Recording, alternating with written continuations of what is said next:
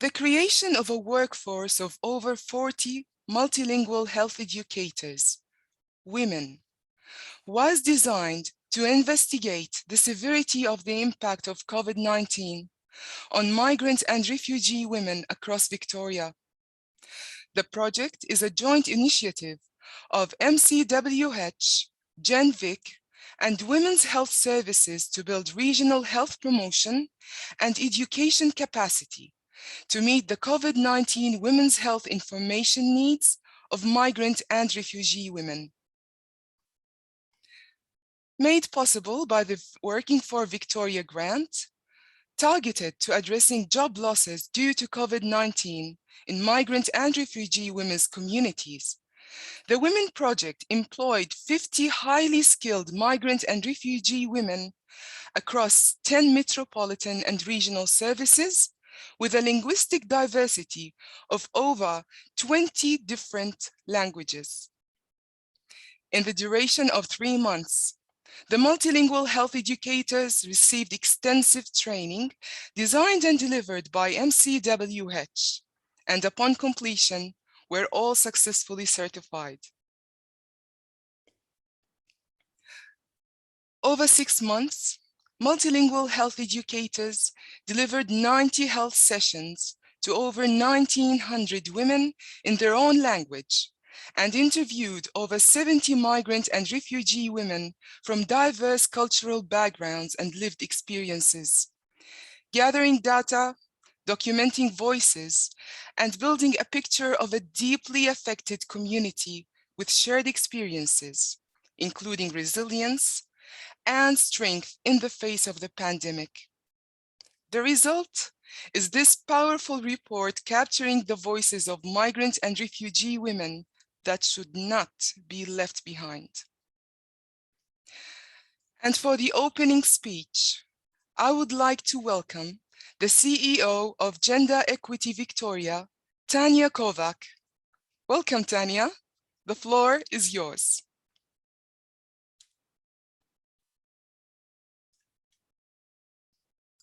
Thank you so much, Aman. It's an absolute pleasure to be able to follow on from you.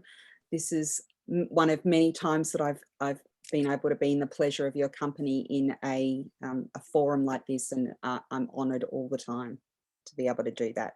Can I also acknowledge the traditional owners of the lands on which we're meeting, pay my respects to elders, past, present and emerging, to acknowledge that these lands were never ceded in battle or bargain, that they always were and always will be Aboriginal lands, and that GenVic commits itself to treaty, reconciliation, justice as part of our commitment to a future where our First Nations people are honoured and respected and included in our economy and society. In March 2020, the brave Women's Health Services sector wrote to Minister Makakos and then Minister Makakos, then Minister for Health, raising concerns about the impact of the COVID-19 pandemic on women. The pandemic hadn't even been called in the state at that point, believe it or not. It's hard to believe that at this point that we are now. But they were very insightful. The correspondence hinted at concerns around sexual and reproductive health for Victorian women. They were concerned about the impact of a pandemic on our maternity wards and on fertility and pregnancy rates across the state. And most of all, they were concerned about the impact of a pandemic on migrant and refugee women. Minister Williams calls the Women's Health Services sector canaries in the coal mine. When that sector comes out and says something's wrong or something might be about to go wrong, you need to listen. Because what we've discovered is that, in fact, we have had a massive baby boom. We have a huge situation of women being vaccine hesitant because of a confusion about the impact of on sexual and reproductive health of vaccination. But most significantly, we have seen Victoria hit pretty significantly around the populations of our community where there are large portions of migrant and refugee people living, working and playing. We have not let up at any point in putting a gender lens on the impact of the COVID-19 pandemic, whether it has been through our gender and disaster e-bulletins, our advocacy for a gender equal recovery from COVID-19 and the economic and social impacts, or understanding where women have been losing out on jobs and employment.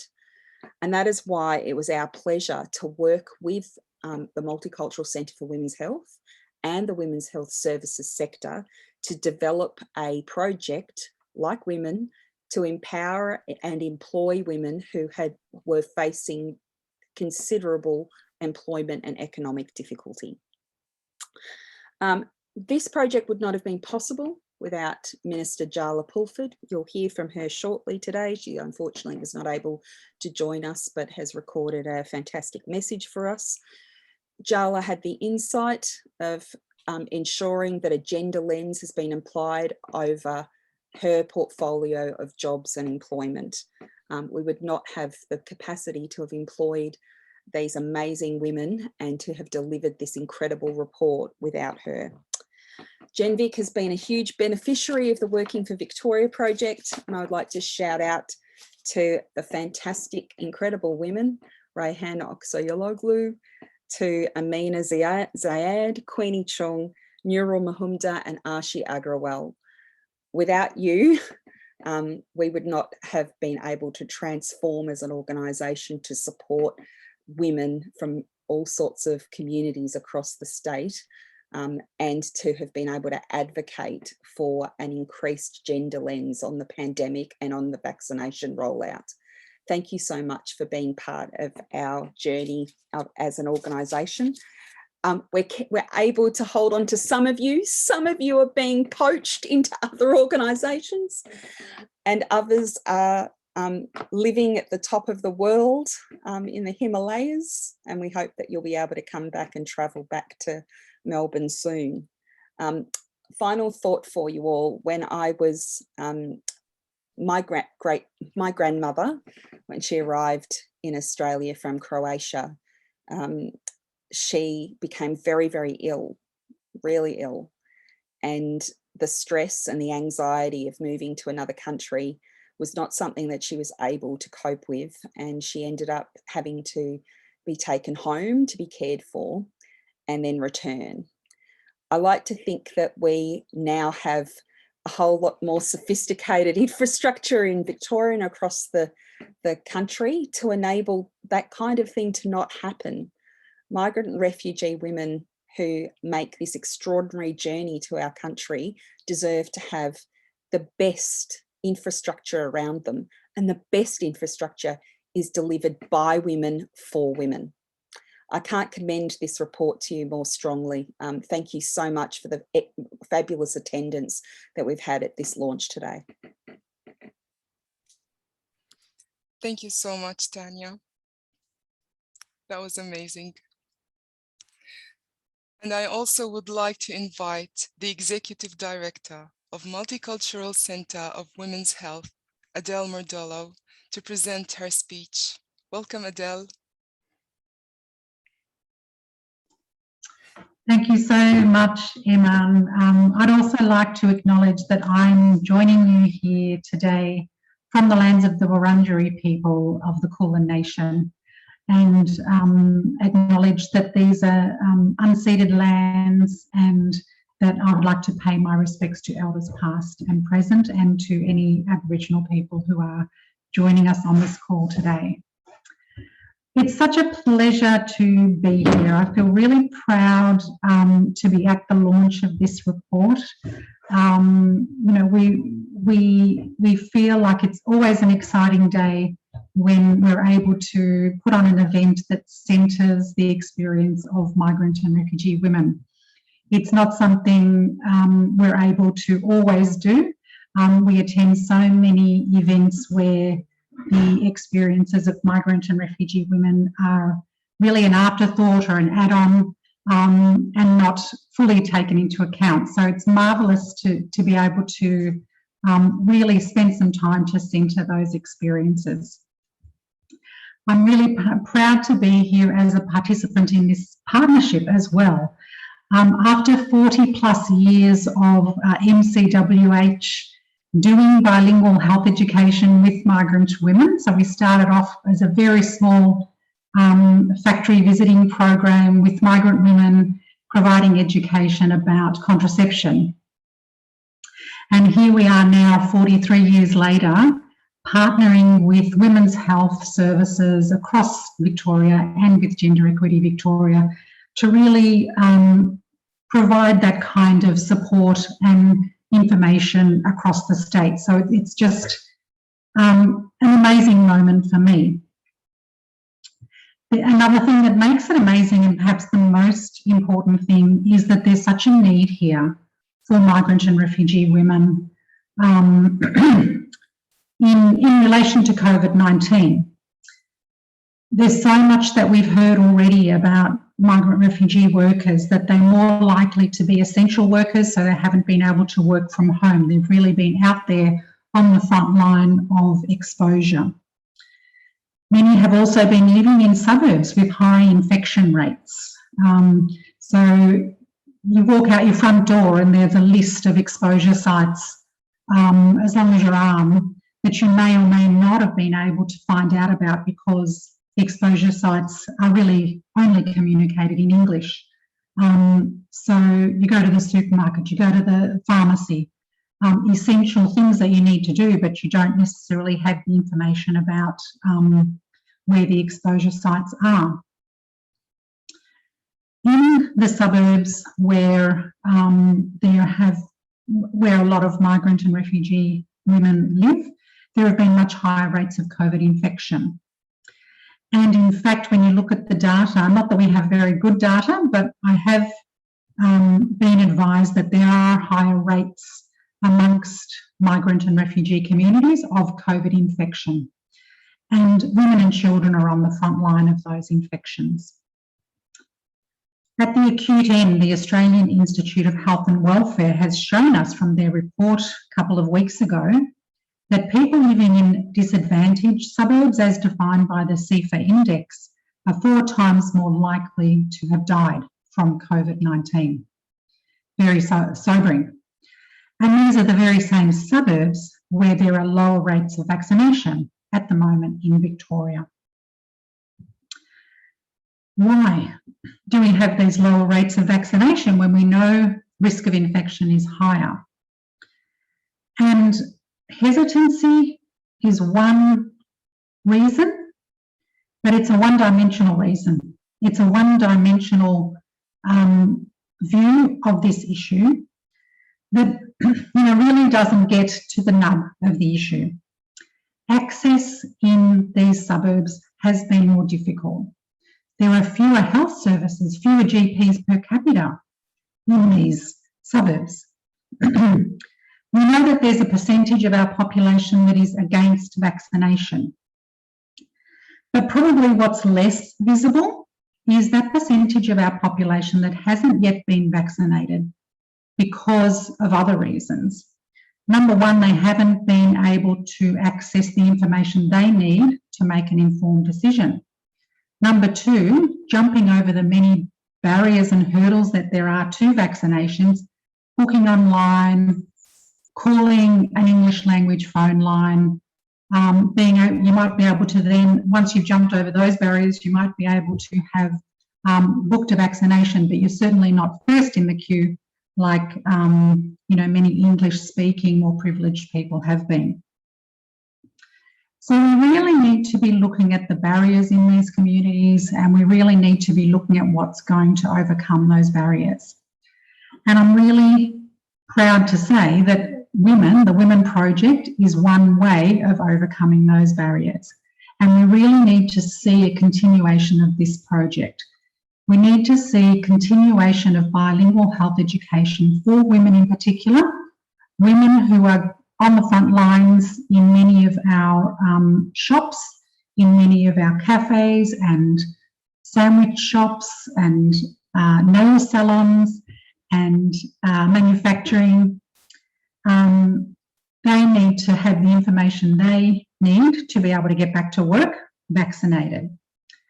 And look, the Women Project is the best way to do it. So not only do we need our project to continue, we also need this project to be rolled out more widely. So what I'm asking people here today who are joining us in this launch is, don't let this launch be the last that you think about this issue.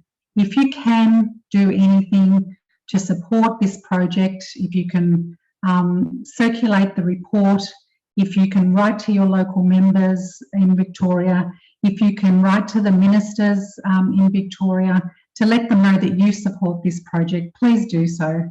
We really need to make sure that when we open up later on this month or early next month, that migrant and refugee women aren't the ones that are left unvaccinated, that they've had equal access like everybody else to vaccination and to the information they need to get vaccinated. Thanks for joining us, everyone, and enjoy the rest of the launch. Thank you, Adele. Spot on. Couldn't agree more. We also have the Honourable Jala Pulford, Minister for Jobs, Minister for Employment, Minister for Innovation, Medical Research and the Digital Economy, Minister for Small Business, Minister for Resources. Unfortunately, Minister Pulford could not be with us in person today, but she has messages for us.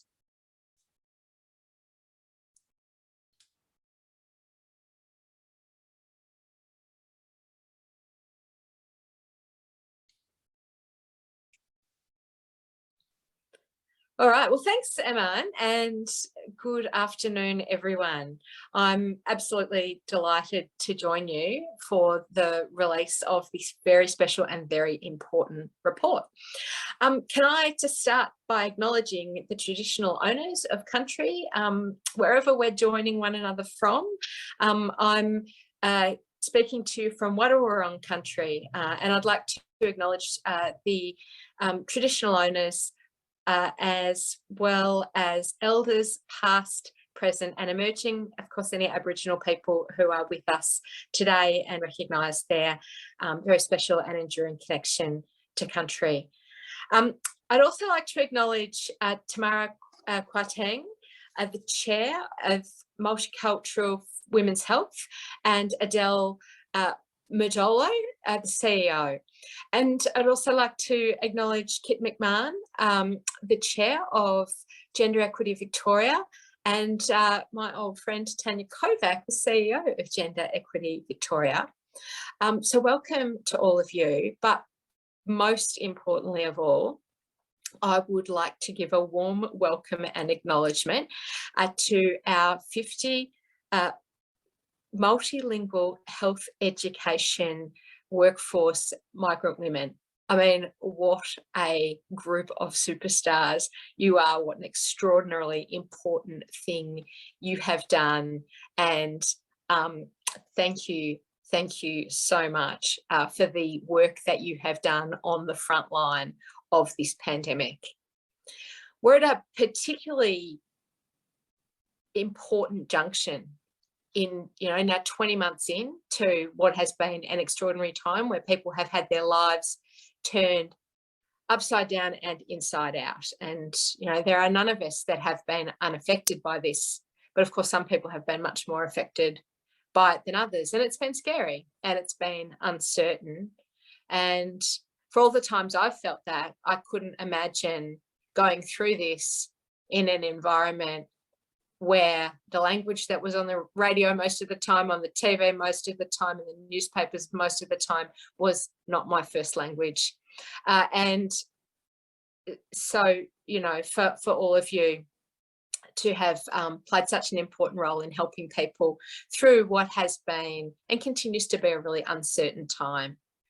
Now, the good news is that we are transitioning through to that big bright light at the end of the tunnel, and we'll be reopening the economy. We'll have kids back at school. We'll have, you know, people over for a cup of tea and all those things that we've missed so much, being able to get together with family and friends again really, really soon, a matter of weeks now. And so we just all need to keep on going for a little bit longer and supporting each other the way that we have for a little bit longer.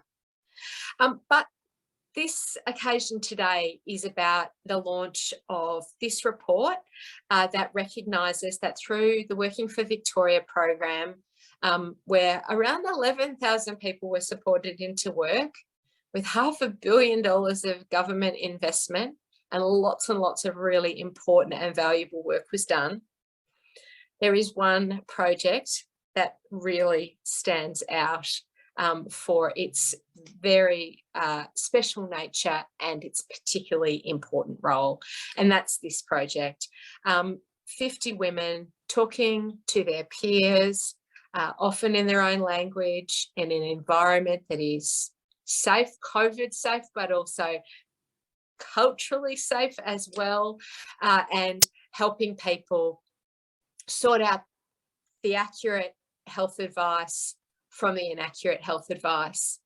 Now, when you all were recruited for these roles, and I actually met a number of people in Ballarat at an event about the week you started, there was a great excitement about what might be able to be done, and a great excitement about the contribution that you might be able to make to the COVID response. And as we've seen the virus spread more since we, got to the point where we realised that zero was no longer going to be possible, we know that it's often migrant communities, it's people who from larger families, people who might be out of work or in less secure work, in particular parts of Victoria, in particular parts of Melbourne, that have borne the brunt of this.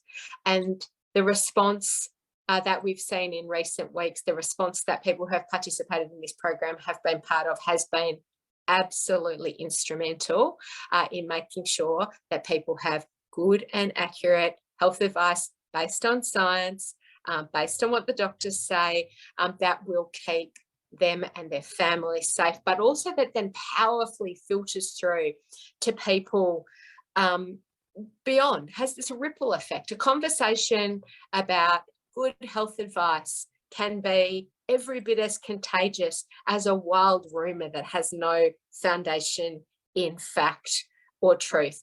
And so talking to another woman about where's a good source of information for her, what's a good decision for her and for her family, for them to be safe, then that goes to aunts and uncles, it goes to parents, it goes to children, and so on, and the whole community safer, and we get closer to the end of the pandemic.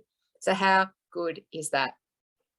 So an example from the report, a vaccine uptake rate of 90% by migrant women participating in training delivered in the Loddon Mallee, just one of so many fabulous achievements. Now, of course, getting through to the other side is so important, so that we can see our loved ones again, but also so that we can get to participate in the economy again, which all sounds very dry, but go to work, doing things we love, doing things we're good at, doing things we care about, being able to have income and financial independence and have secure jobs. And so the Working for Victoria program has finished, and it's been transitioned into an even bigger program, but one that's focused on permanent and ongoing jobs. And so that's up and running. There's wage subsidies, there are mentors and advocates and careers counsellors to help people find their way. Because again, we know that women, that people from multicultural backgrounds have more often than other groups in our society been at the sharp end of where restrictions have caused their work to close or to be very different, and that are experiencing less hours or less work security. And so as we hopefully bounce powerfully into really strong economic recovery, we've got this program here that you all know about now, to make sure that you supported into not just into work, but into good work, into really good work that will be such an important and powerful foundation for your life and that of your family and your community going forward. So a heartfelt congratulations. Take a moment to reflect, a cup of tea and a quiet sort of pat on the back for the amazing job done. Also, congratulations to Gender Equity Victoria, the Multicultural Centre for Women's Health, and all other partners on this landmark project. I want to commend you all for the huge contribution you've made to keeping the community safe. And I hope that you've had a fabulous time doing this really important work. My sense is that it's been rewarding and meaningful. We all know that it's been important. So well done. And I look forward to seeing some of you and hearing about some of the new roles that you take on in the next part of your working journey. Thanks so much. And that was a recorded message by the Honourable Minister Pulford. That brings us to the end of the speeches. So I would like to say thank you, Tanya, thank you, Adele, and Minister Pulford for the powerful and inspiring speeches. We now would like to formally launch the report titled Left Behind, Migrant and Refugee Women's Experience of COVID-19. I see that the link has been posted in the chat.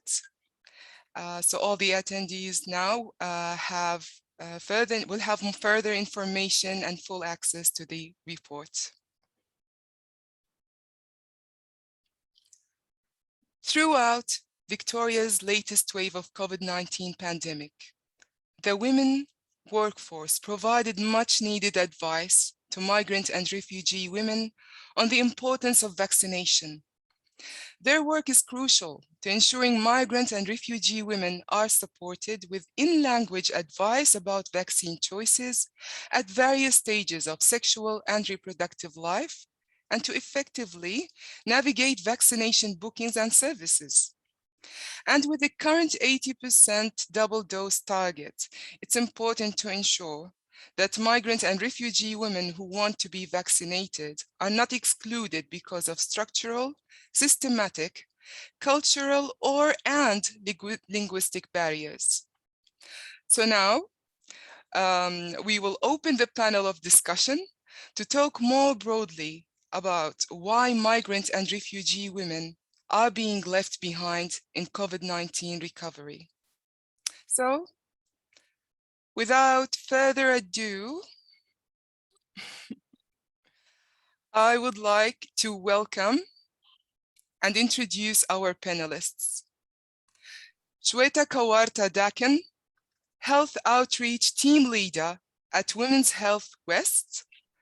Abby O'Malley, Bilingual Health Promotion Officer at Women's Health Lodon Mali. And Samira Chabra Gambir, Health Outreach Officer at Women's Health Grampians. Welcome to all of you. Thanks, and thank you Iman. for joining us today. Thanks, Iman. Thank you. Thank you, Iman. It's our pleasure joining everyone today. It's wonderful to have you all in today's discussion. So you know what? Let's kick off the discussion with a question, building on all that have been mentioned so far. What were some of the specific challenges for migrant and refugee women in regional Victoria and Metro Melbourne during the pandemic? Samira, let's start with you. Okay, so I'm from Women Health Grampian, which is in the Western Regional Victoria. So I'm based in Ballarat. So I want to highlight the women's experience in regional Victoria. I feel all of us, we experienced financial stress, loss of income, separation from family and friends, and women has done so much of increased unpaid work for children and their loved ones as well. But I feel for regional communities, I feel the biggest struggle was to adapting into technology because I feel due to COVID, everything was moved online. So kids were studying through online, and even health services were moved to telehealth. So that was the biggest struggle for women in regional areas, and especially in if you see the complexity living in the regional area, it's too much because transportation is not that great. In some of the areas, the reception for internet is not that great. So having everything online, it was a biggest challenge for many of the women, migrant women. And also I feel if you compare regional areas with the metropolitan areas, there are less opportunities in terms of, you know, having accessibility for health related services and also for the employment as well. Yeah. And especially if you think from the perspective of if you are living in a remote kind of location where transport is not that great, and you know, even for your regular essential grocery, you have to travel for a while. And when people were doing panic buying, it was actually impacting too much on women with the migrant background, because you know, it did impacted everybody else, but I feel it has a little bit more impact in the regional areas because of all these complexities. And final thing I really want to highlight in terms of, like, you know, assessing different services, because childcares were closed, health services, they wasn't that open. So the migrant women actually experience more difficulty to accessing those services because they don't see even their representation into these services as well. So there was of course, language barrier was there already, but, like, you know, not having their representation into those services, that was another issue that migrant women faced during the COVID. Thank you, Samira. Very important insights.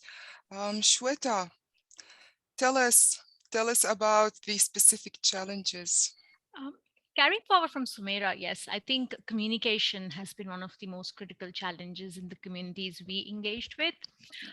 Most of the official information, as Sumaira mentioned, was available only through digital and social media. And for so many migrant and refugee women, even if you're in metropolitan Melbourne, these are not very accessible platforms. So they end up relying on peer-based information. In fact, one of the key findings in the report has been that over 58% of women accessed information via community-based channels. That leads to further challenges which we encountered. For example, misinformation. Unfortunately, these channels are not necessarily the most trusted source and are incredibly open to personal bias and interpretation. For example, in one of our sessions, many members of a community shared that they believed if we take the vaccination, we might die in 3 years, or that this is a government ploy to eradicate older people. Now, these myths circulate through these community-based channels, which unfortunately were the main source of information for the community. The second challenge we faced was lack of awareness on topics which are stigmatized in the community. For example, mental health. Yeah, big one, this one. Yes, huge, especially for, you know, when we look at community-based channels, they tend to ignore these topics because of cultural stigma associated with them.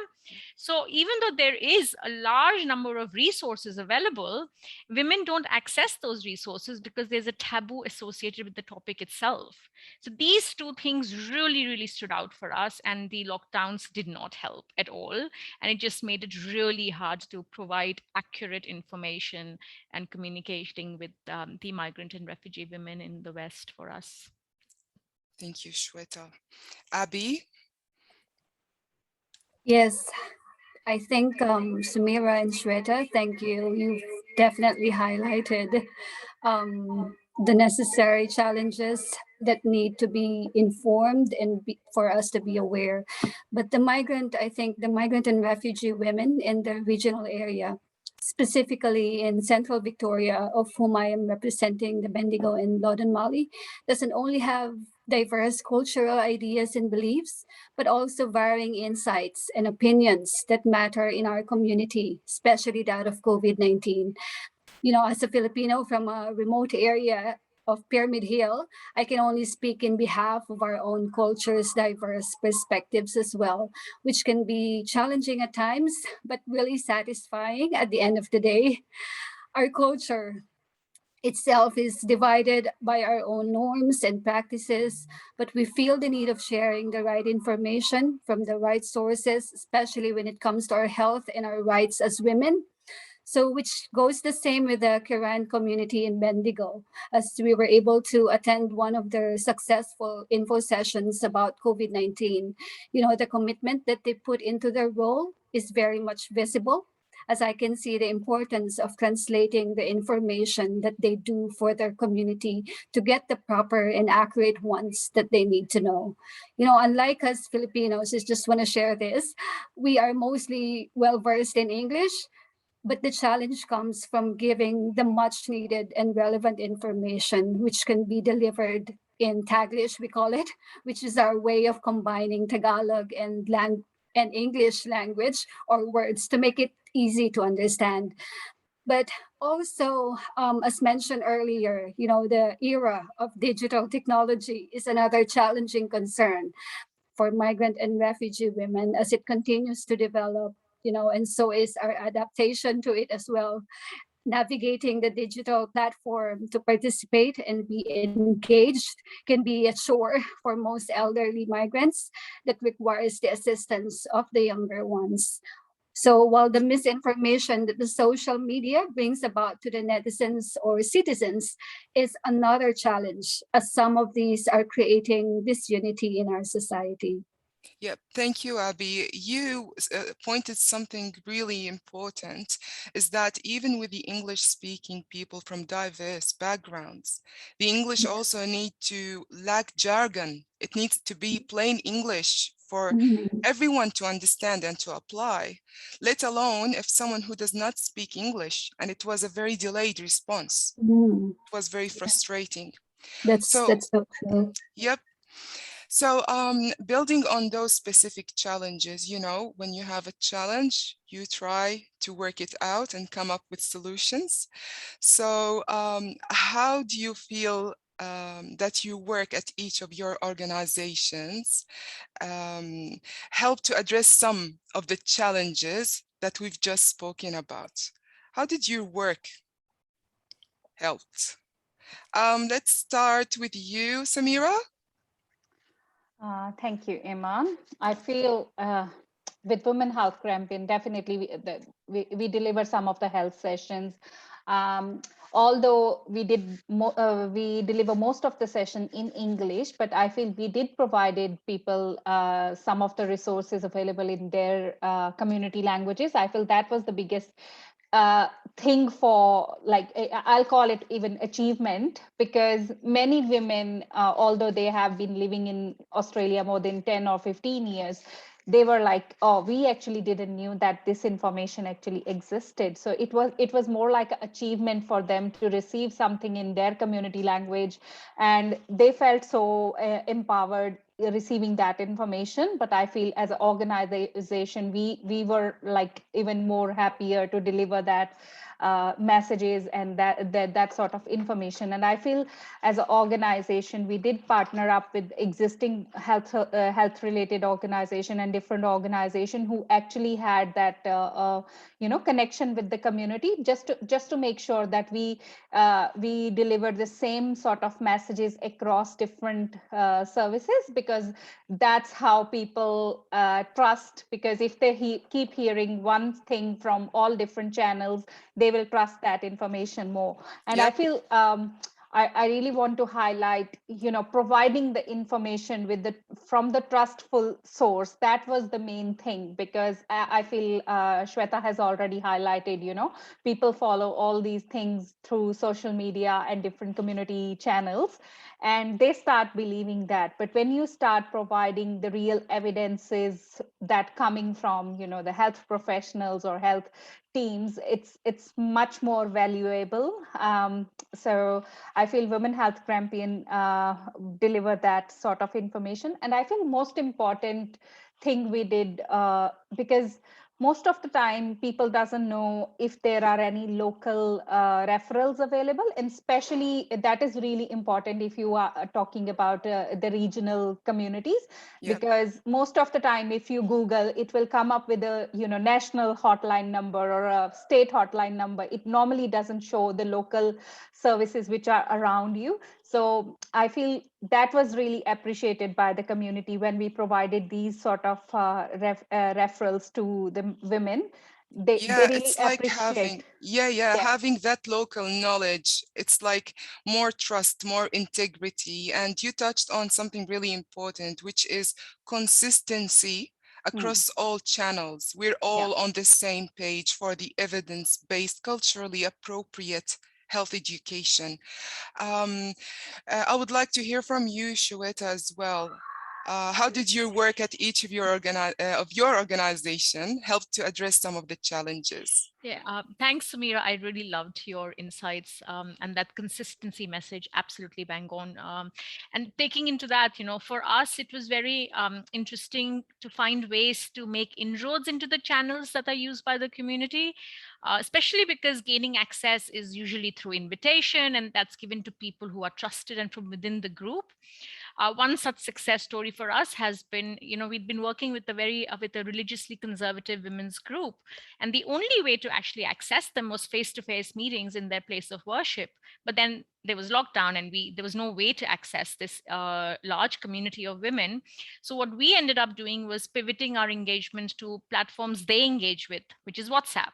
So we started sending videos and resources and voice messages in their language using a WhatsApp group that they use within their own circle. And through this engagement, we were even able to identify that they were not accessing vaccinations because they were not able to access them in a culturally appropriate way. In the end, we ended up, organizing a vaccination drive for them in their place of worship. It took us 2 months to nurture this relationship and gain their trust and to be included into this trusted, WhatsApp group of theirs. But now we are in a position to deliver a multitude of health information sessions to this community. So it's about going where they are and building that relationship and becoming almost an insider, which is a long engagement process. It's not a short-term solution. The other thing, the challenge I had mentioned was stigmatized topics, which don't get spoken about in a community-based channel. So we started, because we were able to build those relationships, especially with the Indian community and the Asian community, where these topics are stigmatized, we were able to address these barriers because we were included into those relationships thanks to our commonalities of culture and language, and most importantly, because we share a lived experience. So we were able to introduce this topic in that community. And what we've learned is, as I'm sure everybody else has also experienced this working on ground, that it's not about providing in-language resources or referral pathways for topics like this. It was about destigmatizing the topic itself. And when a woman from your own culture sits there and tells you, I know what it's like to be depressed, and this is what I did about it, it really breaks the taboo down.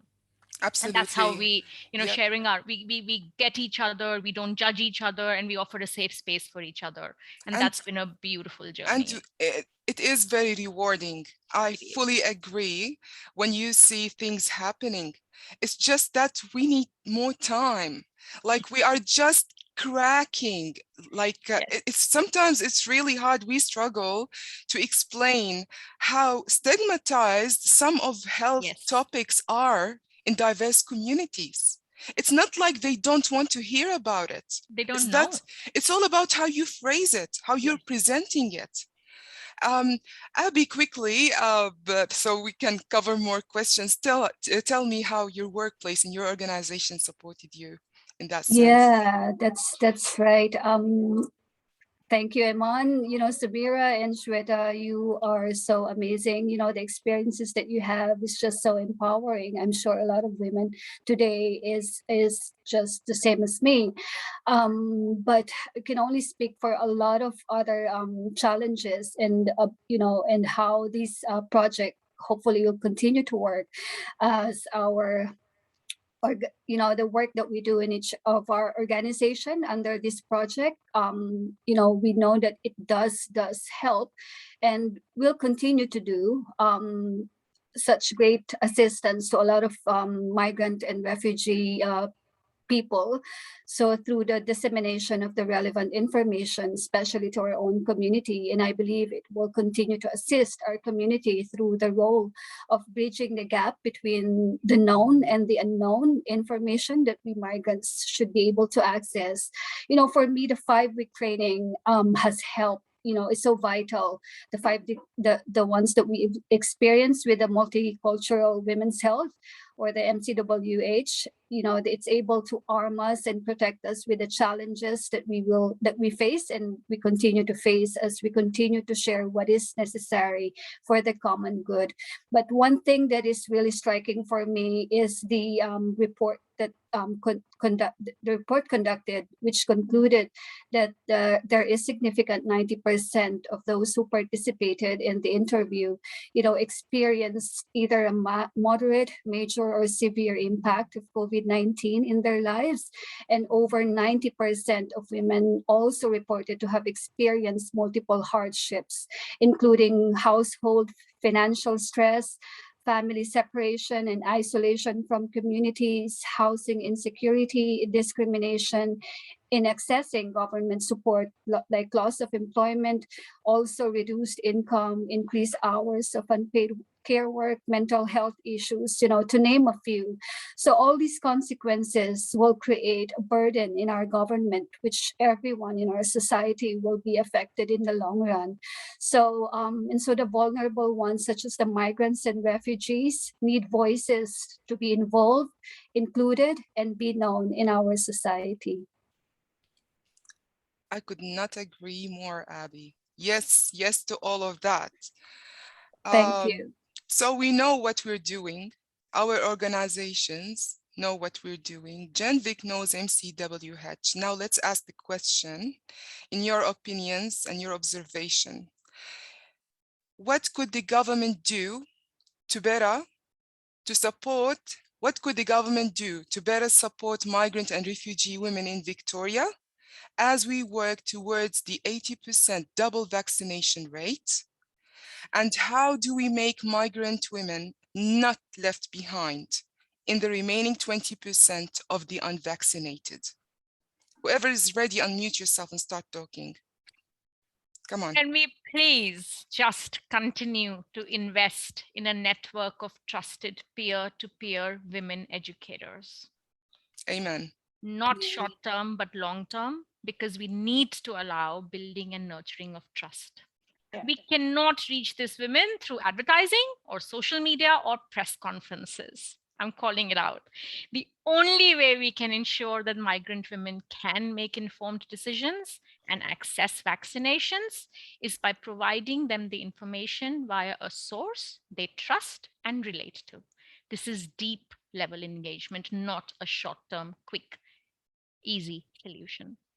And I'll also add that while religious leaders have been very instrumental in reaching out to women and to the migrant and refugee populations, our experience has shown us that only a woman from their own culture can truly provide the safe space that is needed to share concerns and remove barriers to getting vaccinated. It's that woman-to-woman approach, It has to be a woman-to-woman, it works. Peer-to-peer, trusted, long-term approach. Yep, COVID Samira is not over. Thank you, Shweta. I agree. Samira? I feel I'll just echo what just Shweta said, but I really want to add, if you just see the report, it says, 10% migrant women, they still feel these health-related messages, they were poorly communicated to them because it's either not making sense to them because it's too complicated within English because, when I'm stressed, I can't understand any other language. I want to speak my language. And especially for some of the health topics, I don't feel comfortable. The English jargon doesn't make sense to me. So I feel I can completely correlate with those women who feel like, these messages are not communicated well. So if we have these sort of project on a long-term basis, so that women can get the information and they feel empowered and they feel confident to take their health related decision for themselves and their family. It will gradually make the capacity for the whole community and it will empower them rather than just being there for short term and try to fix things and just going away. It would be, to me it feels like it's like a ditching. So Yes, yes, I agree. government definitely have to fund this project and a more like a sustainable project like Yep. this. So yeah. Abby? I think I will just second to that. Briefly, I would also want to say that I think the government should continue to support such great organizations that we are all part of, as these roles that we do to help, shape the community and country, and to have more diverse, knowledgeable citizens who are, socially and culturally aware and competent, and also the in-language informations conducted across our region regarding, especially with regards to COVID-19 and the vaccination. These are very, very vital, although there's still a lack of information and assistance in the regional and remote areas when it comes to accessibility, wherein the elders, be it migrant or locals, cannot fully access these opportunities that other localities are enjoying. It is really important that we always apply an intersectional lens. There is a complexity to each community. You can't just bunch them all together. You gotta make it intersectional, long-lasting, sustainable, to actually harvest real results, to deliver the messages with integrity into the communities. Because researchers has proven that, prevention is so important. And there is a lot of prevention for the wellness and the prosperity of a woman, let alone migrant and refugee women. Thank you, ladies. And now I would like to ask you, what do you think is unique about your role as a health educator? And what would the continuation of a program like WOMHEn mean for you and the communities you support? Shweta, let's start. Yeah, thank you. Engaging with migrant women as part of this role has made me realize just how marginalized we are in Melbourne and Australia. And in spite of having lived in Australia for such a long time, as you see in the report, most of the women have been here for more than 5 years. We still exist on the fringes of mainstream society. This project is my first paid employment in community and health outreach because I've moved from a comms background. And I've been so grateful for the training provided by MCWH that it empowers me and gives me the capacity to reach out to women from my community, to give them information in a culturally appropriate way and empower them to make informed decisions about their own body and their own life. And I'm gainfully employed at the same time. So that's definitely, the contribution of this program to me personally. From a community perspective, we've made amazing connections in the community and we are inundated with requests to not just address vaccine hesitancy, but we're also supporting them in bookings. We're supporting them in getting the jabs. We're supporting them in the entire process of addressing hesitancy, making the booking, going and getting the jabs. It's a whole process. We've handheld so many people in the community. And we have a long waiting list now for face-to-face sessions because we're coming out of lockdown.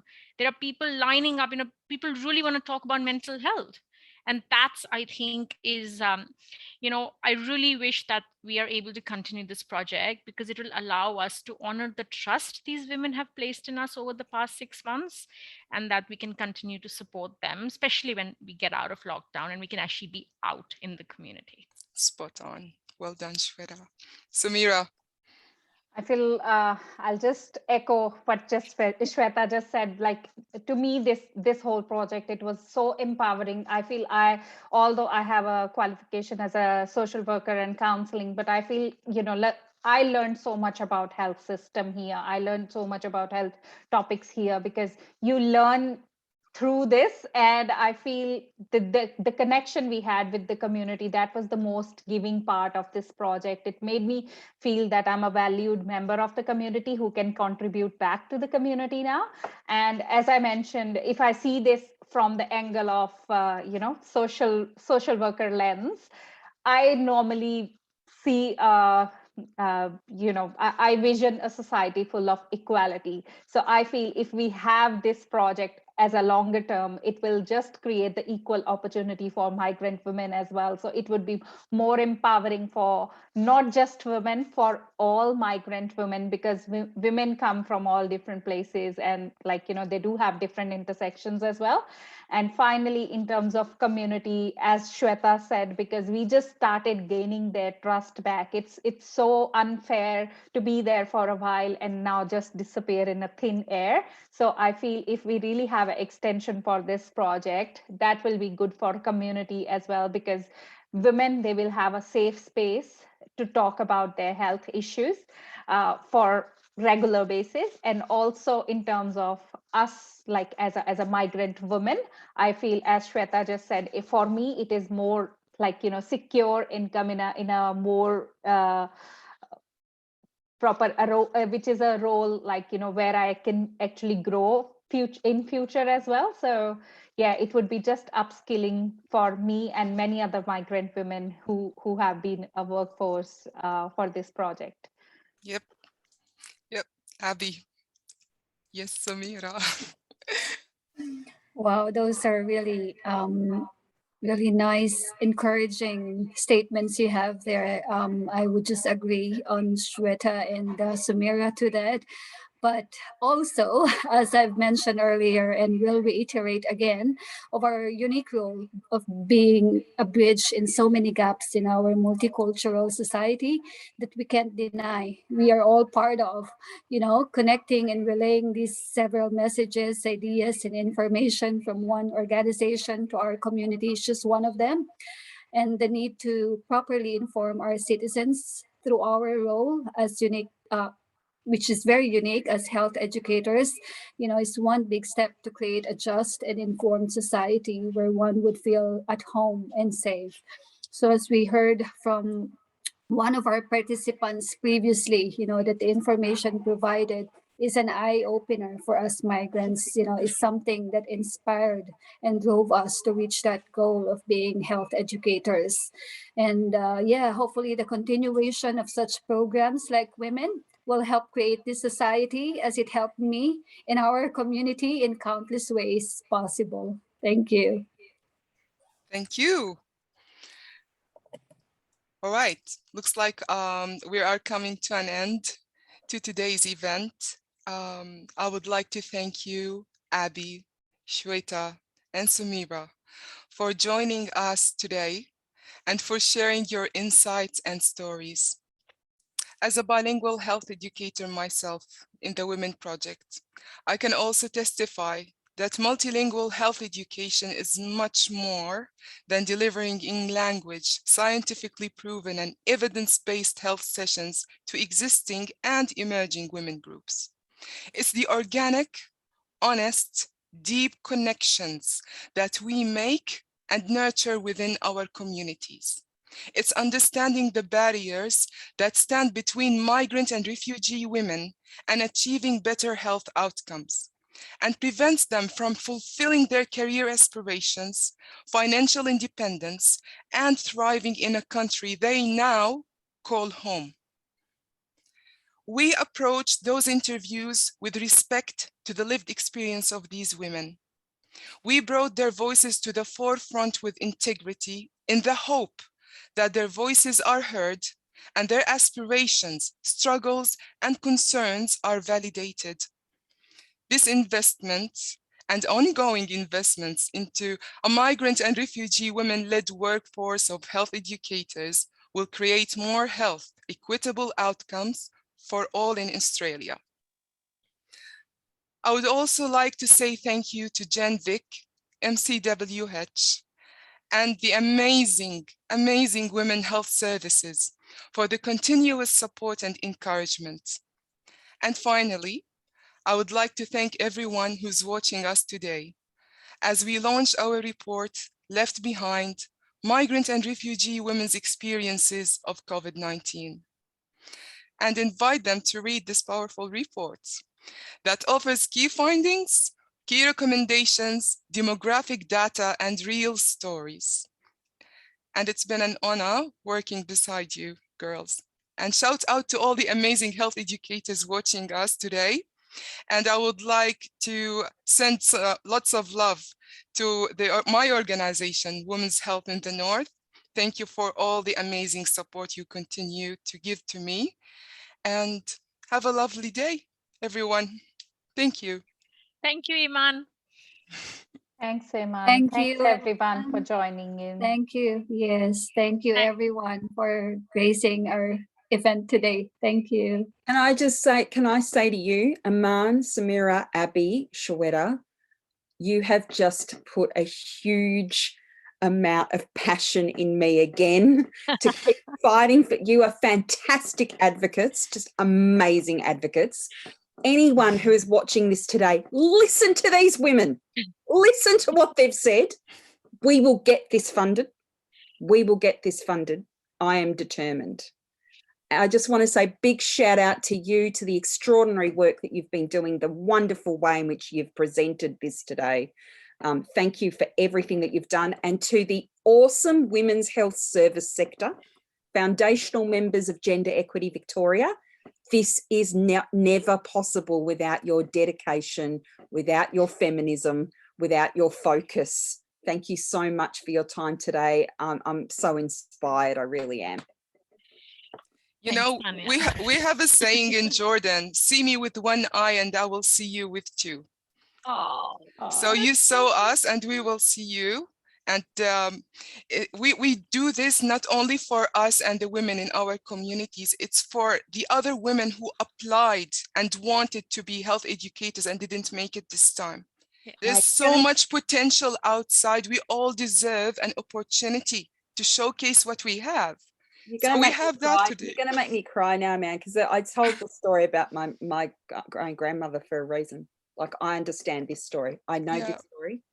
And, you know, there's no mistaking that you've got two CEOs with culturally diverse names here on your panel today. We get it. And we Beautiful to see. fantastic. And I know lots of people have probably got other things to do today, but look, we're just incredibly proud. Please read the report.